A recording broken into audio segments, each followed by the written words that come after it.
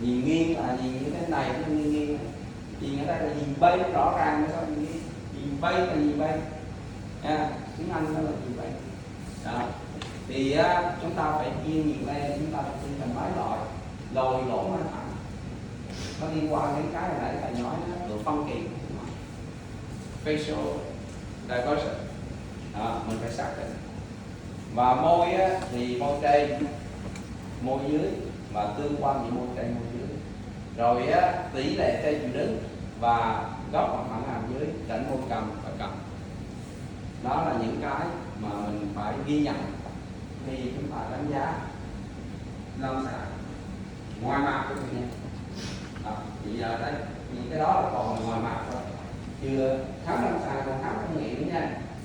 Khám lâm gì khám gì ra coi. Yeah.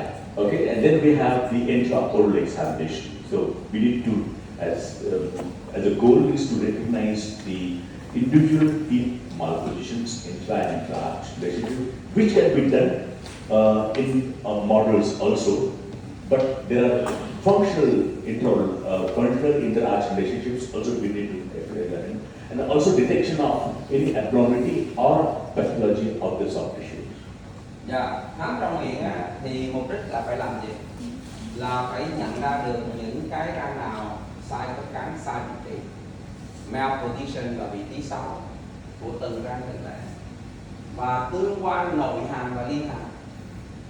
Tương quan nội hàm là chỉ riêng cái hàm đó thôi là nội hàm, là coi tương quan này cái răng nào nó rộng ra, răng nào nó lồi ra, răng nào vô, răng nào nó xoay. Cầm cái hàm lên thấy một cái răng nào nó lộn xộn xéo xáo, đó tương quan nội hàm. Tương quan liên hàm là hai hàm gì? Nó khớp lại với nhau, hàm trên hàm dưới. Tương quan giữa hàm trên hàm dưới là liên hàm. Đó, mà những cái đó thì khám lâm sàng phát hiện được, nhưng không chỉ có khám lâm sàng, mà mình lấy dấu mình đổ ra cặp mẫu hàm mình vẫn có thể khám.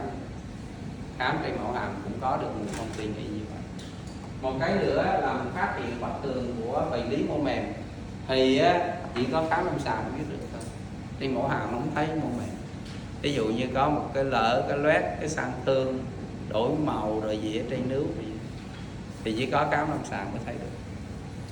Chứ còn khám ở lấy dấu của mẫu hoặc là có chăng hình dáng của các sang thương đó mình có một tư liệu đó là chụp hình nó có thể thấy được, nhưng mà mình cần phải khám lâm sàng trực tiếp trên lâm sàng. Ok, như vậy có hai cái răng lộn xộn này là nội hàm, liên hàm là mô mềm.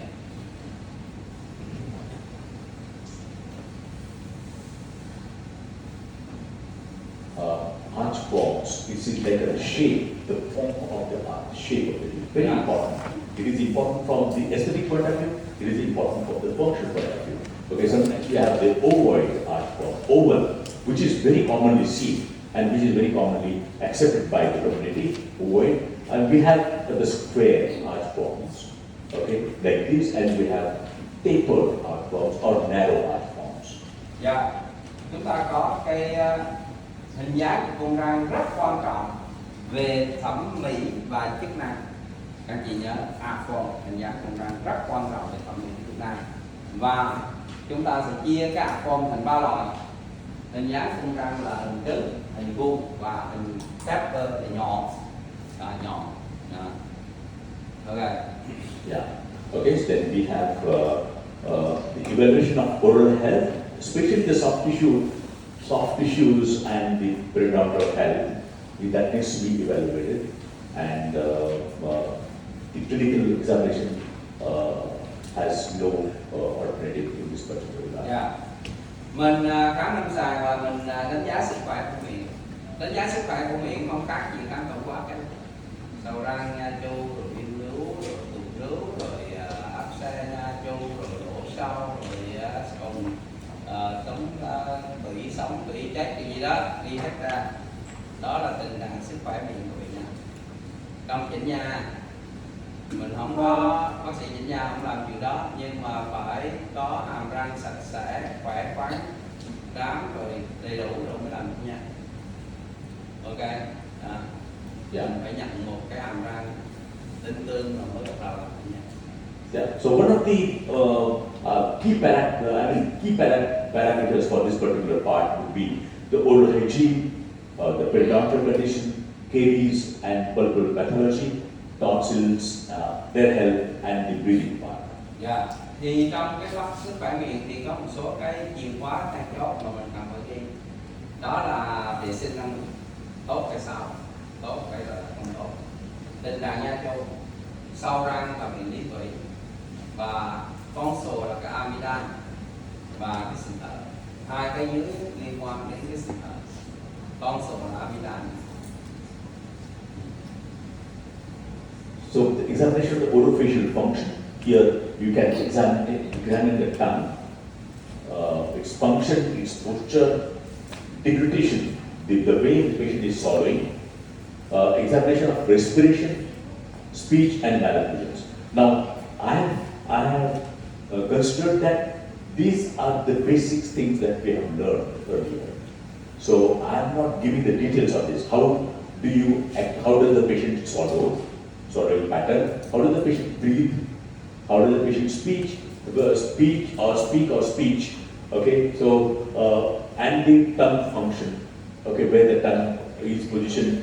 So all of this I am considering that we know, and we don't have to get into the understanding of that protocol, because we have learned that in physiology in the first, second year of our course. Chúng ta về khám chức năng niêm mạc ha, thì thầy nói là chúng ta phải khám lưỡi, khám sự nuốt, khám sự thở, khám phát âm và nó liên quan đến các dạng sai trực cảm. Những cái này là ví dụ như nuốt, chức năng của lưỡi, thở là những cái mà các anh chị đã học trong cái phần sinh lý ở những năm đầu tiên. Thì thầy không có đi chi tiết về những phần đó, chỉ nêu đây như là những đầu mục mình cần phải khám để hiểu được cái chức năng của người bệnh. Đó nghe, đó là các sự lúc sao giờ dẫn bệnh nhân tới hỏi thử mà khám sự lúc của bệnh nhân đó, lúc nó có vấn đề gì không? Đó, thầy nói thì dễ, thầy nói thì đây là những cái đầu mục và các anh chị đang học rồi, nhưng mà không gì. Okay. So and then the orofacial function, of course, some examples like if you have somebody come with your examination, doing the examination, and ask the patient to relax, mandible at postural rest position. Just move the lips apart and check the position of the tongue. If this is a say, we don't find this is normal, is it? So it's an abdominal tongue posture. So similarly, we need to check that. If the patient is breathing through nose, we are supposed to breathe through nose. If the patient is breathing through mouth, then we find it's an abdominal breathing. Yeah. Thì đây là một cái ví dụ về cái chức năng niêm mạc. Thì ở đây các chị thấy cái lưỡi với em vào giữa hai cái hàm răng. Như vậy là cái này là bậc tường.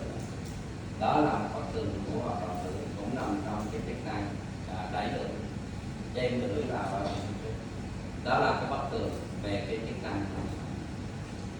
Yeah, and then the evaluation of jaw and occlusal function, the PMV assessment, which is actually beyond the scope of this course. But what we see is if there is a clicking sound, clicking of the joint sound, or it could be when your patient is opening and closing, deviation of the mandibular part of opening and closing, or when the patient is opening or doing any movement and there is a pain, especially the pre-auricular region, or the patient complains of any masticating muscle pain, just record that, all right, and then we can then refer to TMJ specialist or somebody who is well versed with that.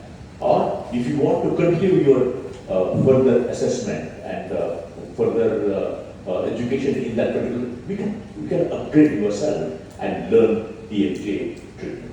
Dạ, chúng ta phải đánh giá cái chức năng của hàm và chức năng khớp cắn. Trong đó là có đánh giá khớp tái dương hàm, cho bệnh nhân há ngầm, quan sát cái hoạt động của cái động tác há ngầm, ghi nhận những tiếng kêu click, tiếng kêu của khớp. Đó là những